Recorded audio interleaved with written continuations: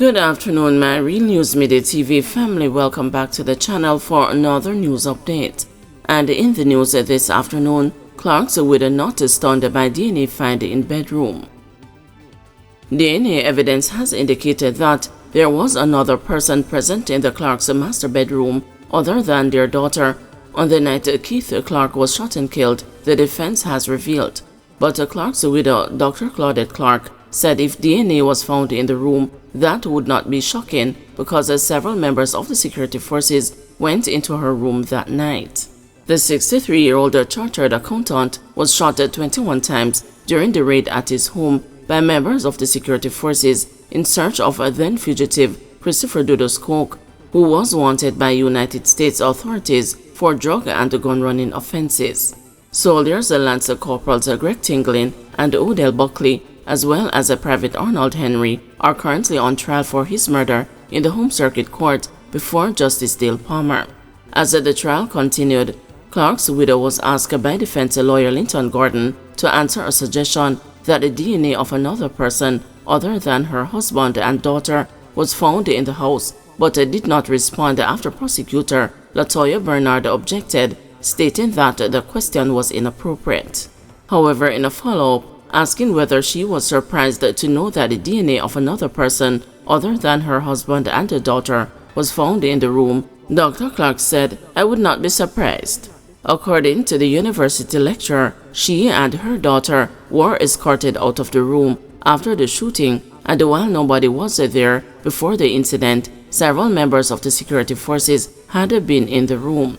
Prior to being questioned about the DNA and being shown an unidentified document by the defense, Dr. Clark had maintained that only she, her husband, and the daughter were in the room or the house that night. Having seen the document, when asked if she was still insisting that no other person was there, Dr. Clark said, "Yes, sir, because it isn't true." During further cross-examination by Gordon, Dr. Clark shared indirectly that her husband had his licensed firearm with him when he went on top of the closet in their bedroom.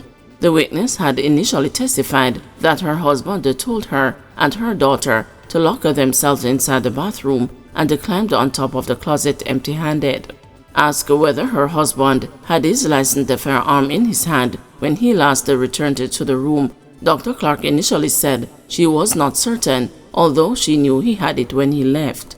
Dr. Clark, who next testified that she could not recall, saying in a statement that the next time she saw her husband in the room, he had a gun in his hand, later agreed that he did after being shown the statement. She, however, denied saying that she saw her husband throwing his weapon on top of the closet before climbing atop it. "I did not see him throwing anything up there," she said, while agreeing that he told her and her daughter then to lock themselves inside the bathroom. Gordon then asked her if she saw what her husband did with the gun, and she said she did not see, as it was a small gun. The lawyer then suggested that Clark had assumed an ambush position on top of the closet, but the widow disagreed. At the same time, she said, "My husband was up there to protect himself, his family and his house after the house was being attacked." But she quickly denied a further suggestion that her husband had been in the ambush position armed with a gun. "When my husband came down, he didn't have any gun. He was coming down with his back turned. He's up on top of the closet, they found the gun afterwards," she said, stunning the defense lawyers. "You have just told us what happened for the first time," Gordon remarked. According to Dr. Clark, she had notified the Independent Commission of Investigations in a statement about the gun being recovered afterwards. Gordon then read a statement given to the police in which she indicated that the gun was over the so near a cupboard, but she did not know if it was found, asking her if that was the truth. "As much as I can remember," she said. But she later told the court that she saw the police go on top of the bed and took something down and assumed it was a gun. Meanwhile, she denied that gunmen had been shooting at the security forces from inside her house. She also testified that she never heard the security forces shouting and asking the persons to exit the house, and that all she heard was bullets firing and things dropping on top of her house. The trial will resume on Monday. Wounded man recounts horrific attack that left a 3-year-old dead and 5 injured. Nursing wounds to his head, face and hands inflicted in an attack that also left a 3-year-old Asher Campbell dead and 4 other people injured. David Chopper John Waugh on Thursday struggled to understand why they were attacked.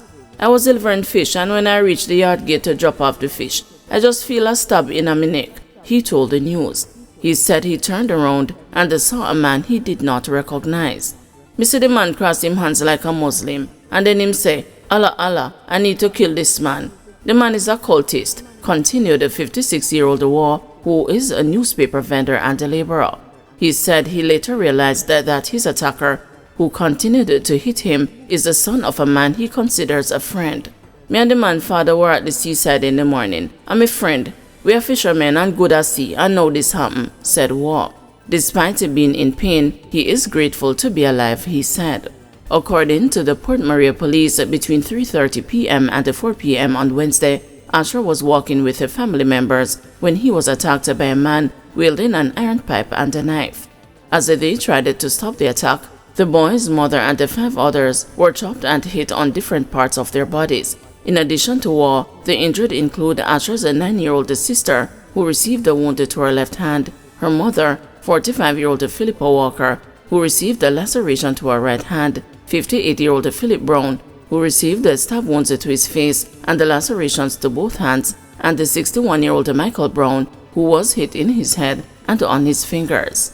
The man who allegedly wielded the knife and the iron that left the damage is in police custody, charged with murder and wounding with intent. His court date is being finalized. He is 33-year-old Devon Williams, who residents say recently returned from overseas to live with his father. Though she wasn't home when the incident occurred, Cynthia Murphy, a senior citizen who lives in the community and knows both the family of the accused attacker and little Asher, was among those rattled by the attack. "I know William's father must be out of his mind right now," she said. "I know the baby, nice little boy, and everybody that got injured. Me feel it," said Murphy. One man who asked not to be identified by name said he witnessed the horrific attack. "Me literally see everything. The youth walk past my gate with a knife and a pipe iron, and he passed my gate and the girl a come up with her kids, and him just start chop and lick them. Everything happened so quickly me frightened till," he told the news, seemingly still shaken. Some people have theorized that Williams' family knew he has been struggling with a mental illness. "See it there, he mash up 6 people and kill the baby," said one young man as he joined a spirited conversation taking place in a neighborhood shop. A family friend who opted not to be identified by name said her daughter and Asha are almost the same age and they often played together. She said she broke down in tears after watching a video that has gone viral on social media. "When I heard his mother scream, knowing that I have a little girl just like him, I broke down crying," she said. The woman said fear has gripped the usually quiet neighborhood. "The community is shaken because we are not used to such drastic violence. What devastates everyone the most is that we all have children up and down coming from school. It could be any of them, and I suppose that's what makes it that more traumatic," she said. She remembered Asher as being happy and always playing with his bigger brother on a bicycle. The concerned woman, who recalled once being chased by another man who is believed to be of unsound mind, said that there are several other individuals who are believed to be mentally challenged in the community. She called on the authorities to address the situation because the citizens are living in fear. "It's not safe for our kids, and that is what is wrecking everybody right now. I can't even call my mother because as soon as I call her, she starts crying and going on because she's thinking about the grandkids and the babies. Right now I had a gate designed and I'm changing it to a bigger, higher gate," she said. One angry resident, who gave his name as a Jano, said the attacker should get the death penalty if convicted. "Anybody who kill Pitney forget the guillotine or the rope. No questions asked. Him can't do this and then get away because he mentally challenged. Me not believe in that. If them can't find somewhere to put them need to get rid of them," he said. "I could have my youth that I come from school, and if you're a parent you understand how I feel right now. Them need to do something about them," he stressed. However, Member of Parliament for St. Mary's Central, Dr. Maurice Guy, believes that steps should be taken to have mentally challenged people reintegrated into society. He said residents can play a part.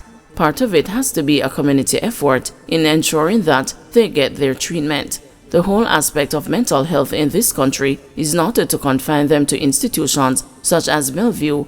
It is now a community effort and to reintegrate them back into the society, he said. Guys, thank you for watching. See you this evening at 6 p.m. for another news update.